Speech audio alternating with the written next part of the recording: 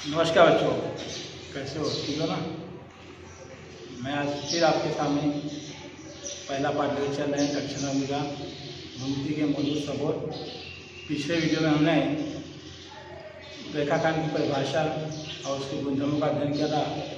अब उसी के आगे करीब चल रहे हैं प्रश्न संग्रह 1.2 के प्रश्नों को हल करने के लिए, और उसमें उस गुणधर्म का जो हमने पिछले वीडियो में लिखा था उसका उपयोग किस प्रकार करना है इसके जानने के लिए आइए अब बोलिए। पहला सवाल लिखते हैं कि नीचे दी गई सारणी में संख्या पर स्थित बिंदुओं के निशान दिए गए हैं और सारणी के आधार पर बताइए कि दिए गए रेखाखंड सर्वांगसम है या नहीं। जिसमें आपको एक तालिका बना दिया सारणी जिसमें बिंदु और निशान दो कॉलम है। बिंदु यानी बिंदु ए, बिंदु बी, बिंदु सी, बिंदु डी, बिंदु ई। इसी बिंदुओं के निशान भी दिए गए हैं। बिंदु ए का निशान -3, बिंदु बी का निशान 5, बिंदु सी का निशान 2, बिंदु डी का निशान -7 और बिंदु ई का निशान 9। और इसी बधाई 3 प्रश्न दिए गए हैं। पहला प्रश्न है रेख डी तथा रेख ए बी, इसको आपको पहचानना कि सर्वांगसम है या नहीं। दूसरा है रेख बी सी तथा रेख ए डी, और तीसरा है रेख बी ई तथा रेख ए बी। इसमें हम पहला प्रश्न जा रहे हैं। पहला प्रश्न है आपका जो रेख डी ई तथा रेख ए बी, ये दोनों सर्वांगसम है कि नहीं इसको पहचानना है। तो पहले हम ले रहे हैं रेख डी को। फर्स्ट पॉइंट लिखा हूँ, लंबाई डी बराबर दूरी डी ई, दोनों ही बराबर दिए। अब दोनों ही बिंदुओं को पहले निशान दिए। कौन सा बिंदु है? डी और बिंदु ई। तो बिंदु डी का निशान इधर सारणी में देखेंगे तो बिंदु डी का निशान -7 है। तो यहाँ लिखिए कि बिंदु डी का निर्देशांक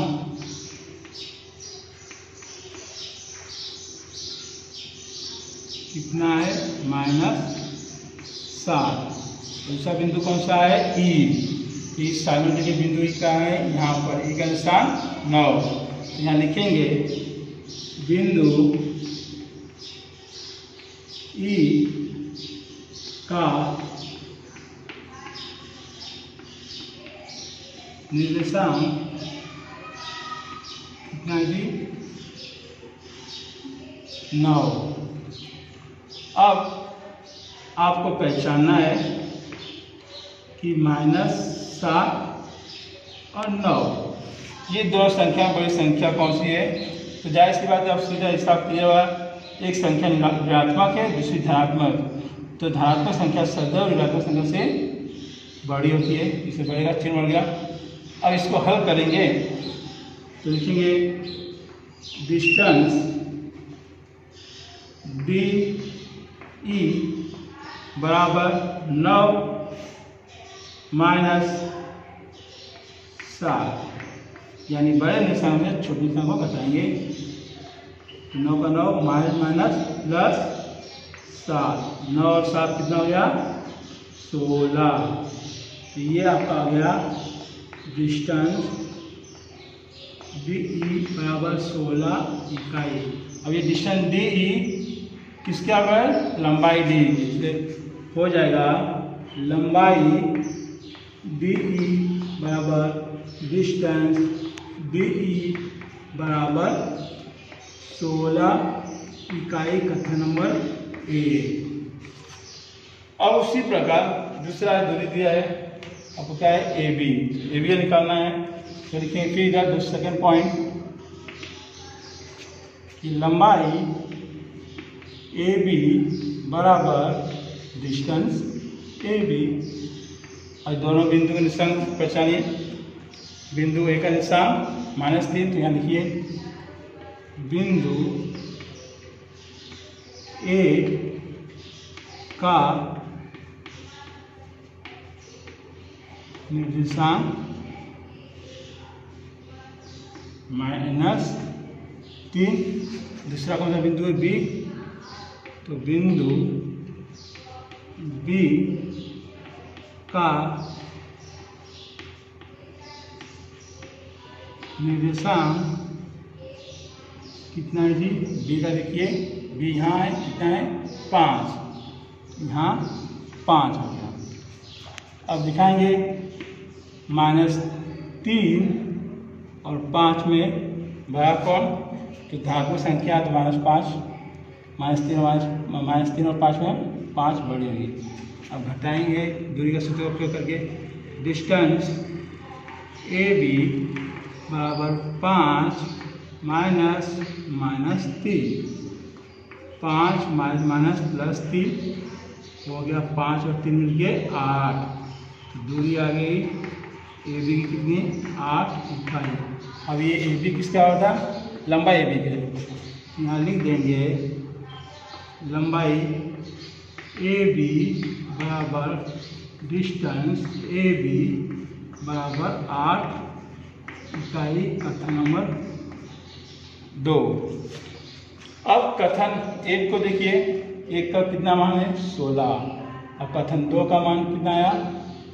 8 है। दोनों की दूरी में अंतर है, इसलिए दोनों रेखाखंड समांतर होंगे नहीं होंगे। तो इस प्रकार लिखेंगे, इसलिए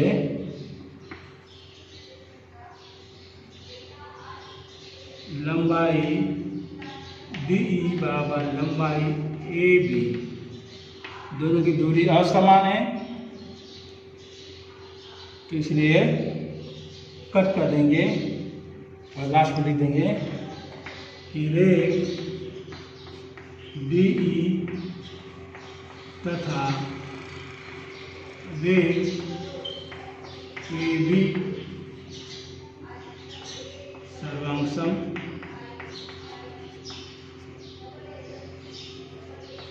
नहीं है। इस प्रकार हम लोग पहचानेंगे। अब इसी को आपको प्रश्न करना है, इस पर एक और मैं प्रश्न दे रहा हूँ। तीसरा प्रश्न, अब देखते तीसरा प्रश्न क्या है आपका। यहाँ आइए, प्रश्न तीसरा, रेख बी ई तथा रेख ए डी, इसको भी पहचाना कि दोनों रेखाखंड समांतर है कि नहीं। तो पहले दे देते हैं लंबाई बी बराबर डिस्टेंस बी ई। अब दोनों का निर्देशांक लिख देंगे। बिंदु बी का निर्देशांक क्या होगा? बिंदु बी का निर्देशांक के वापस आएंगे तो बिंदु बी का निर्देशांक 5। तो लिखेंगे इधर 5। उसका दूसरा कौन सा बिंदु है? ई। बिंदु ई का निर्देशांक कितना है? तो सारे हो जाएंगे। बिंदु का निर्देशांक कितना है? 9। यहाँ 9 लिखेंगे। अब 5 और 9 ये दोनों ही संख्या धनात्मक है। इसमें छोटी संख्या कौन सी है? 5 और बड़ी संख्या 9।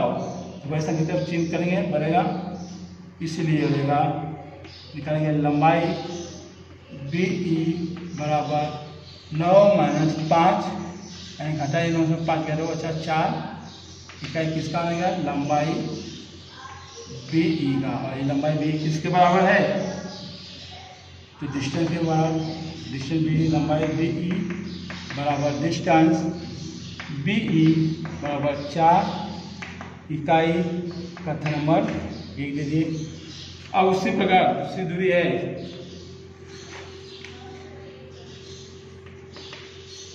कौन सा? A D.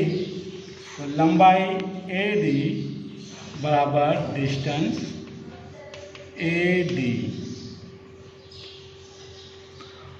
अब दोनों बिंदु के निशान दिखाइए।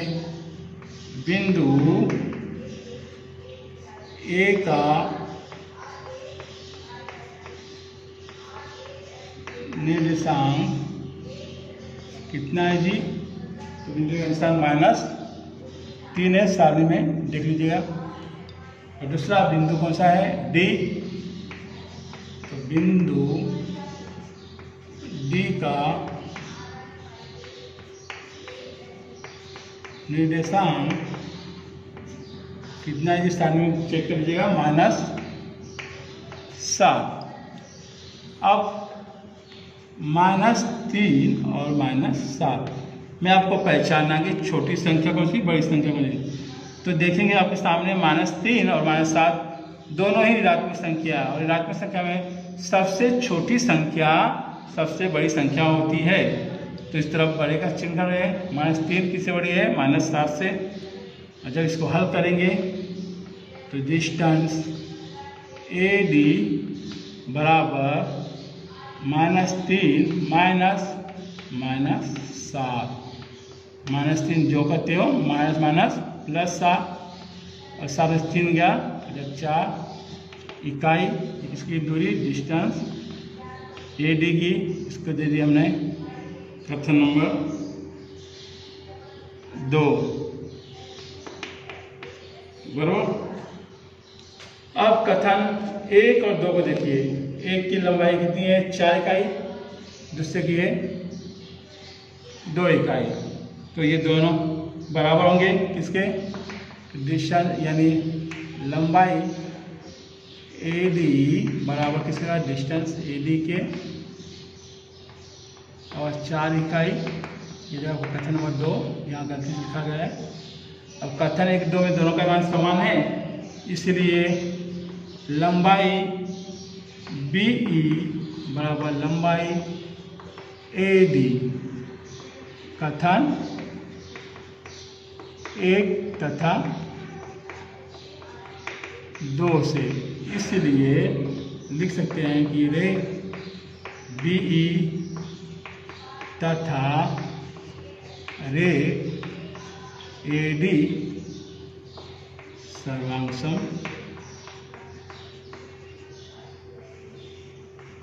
है। इस प्रकार आपको करना है, पहचानना कि रेखाखंड के सर्वांश होंगे। अब उसके आगे है प्रश्न क्रमांक 2। प्रश्न क्रमांक 2 है बिंदु M, यह रेख AB का मध्य बिंदु है और उसमें AB की लंबाई दी गई 8।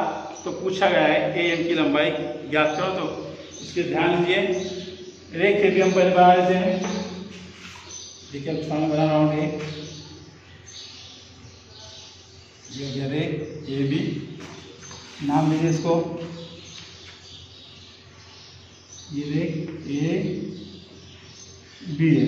और इसका वाला मध्य बिंदु कौन है, बिंदु M, यानी बीच में आ गया इसका मध्य बिंदु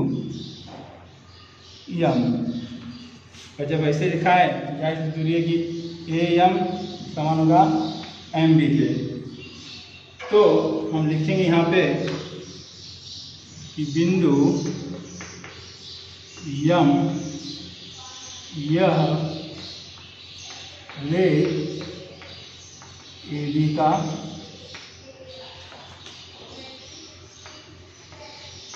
मध्य बिंदु है। ये हमको दिया गया था, इसलिए 10। और इसके 2 तरीके हैं। पहला तरीका है कि बिंदु A M B तीनों ही एक रेखीय बिंदु हैं, तो AM प्लस MB बराबर AB, इस प्रकार भी निकाल सकते हैं। या हम इससे कहते हैं कि ये AM किसका आता है, AB का। तो इसमें का एक तरीका आपको बता रहा हूँ जो आपका आसान तरीका हुआ। देखेंगे कि लंबाई AB बराबर लंबाई AM धन लंबाई MB।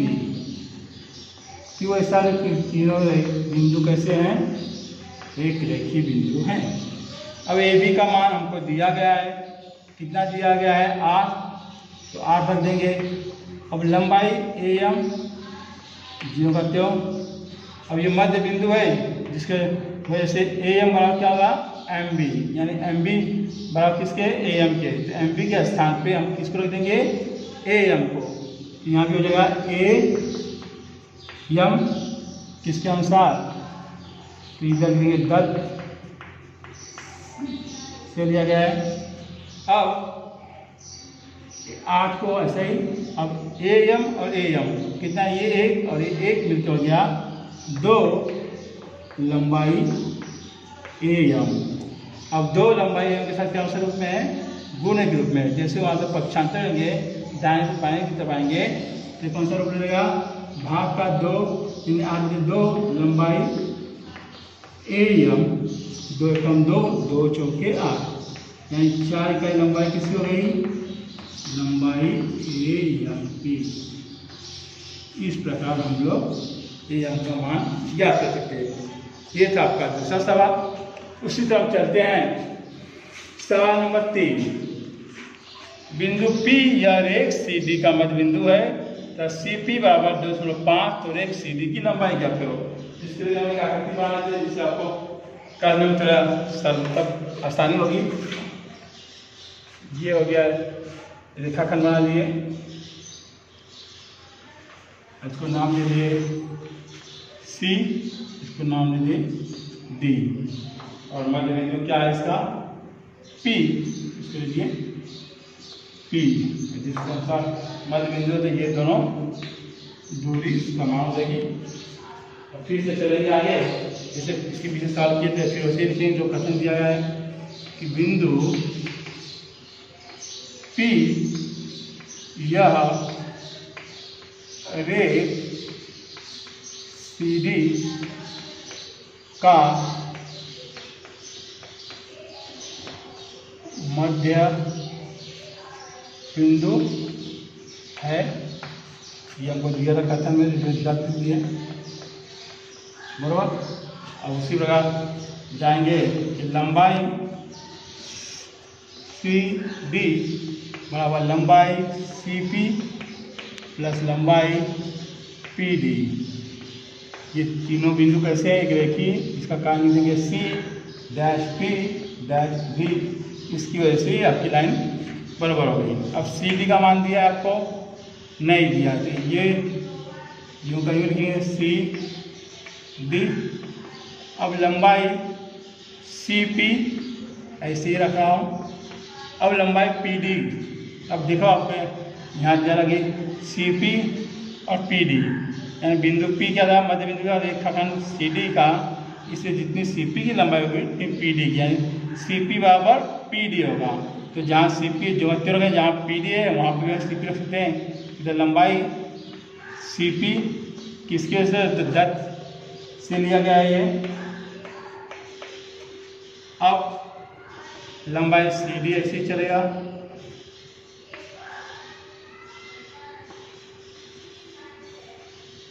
और ये 1 और 1 मिलकर गए 2 लंबाई CP। अब लंबाई CP का मान दिया हमको कितना, 2.5, 2 गुणे 2.5, यानी 2 × 5 10, 2 दूनी 4 और 1 5, यानी 5 में 0 अर्थात 5 हम लिख सकते हैं, यानी 5 इकाई हो जाए किसकी लंबाई, लंबाई CD की। इस प्रकार हम लोग CD का मान ज्ञात सकते हैं। अब आखिर में सवाल है आपका चौथा सवाल कि यदि AB बराबर 5 सेंटीमीटर, BP बराबर 2 सेंटीमीटर तथा AP बराबर 3.4 सेंटीमीटर, तो रेखाखंड के क्रम संबंध निश्चित। क्रम संबंध का अर्थ होता है कि क्रम के अनुसार, यानी जैसे हम संख्या बताते हैं, पहले 1 आती है, फिर 2 आती है, 3 आती है, 4, ये क्रम चलता है। उसी हमको ये क्रम संबंध दिखाना है। तो देखिए पहले हम क्या करते हैं, दूरी होती है, सबसे दूरी कौन सी है, छोटी 2 सेंटीमीटर लिख दिए, और दूसरी दूरी सबसे छोटी कौन से बड़ी कौन सी है, 3.4 सेंटीमीटर। इससे बड़ी दूरी कौन सी है, 5 सेंटीमीटर। अब देख रहे हो 2 3.4 5, यानी क्रम ऐसा है, 2 से बड़ी कौन है, 3.4, 3.4 कौन है, 5 सेंटीमीटर। अर्थात यहाँ 2 सेंटीमीटर किसकी लंबाई है, BP की। यहाँ BP दिखाएंगे, बड़ा किससे है, 3.4 क्या है, लंबाई कितना है, किसका है, AP का। तो लिख देंगे यहाँ पर AP, और फिर ये बड़ा किससे है 5 सेंटीमीटर, 5 सेंटीमीटर लंबाई किसकी है ए बी की, यानी ए बी, अर्थात बी पी किससे छोटा है एपी से, एपी किससे छोटा है एबी से, यानी ऐसा लिख सकते हैं हम लोग कि रेख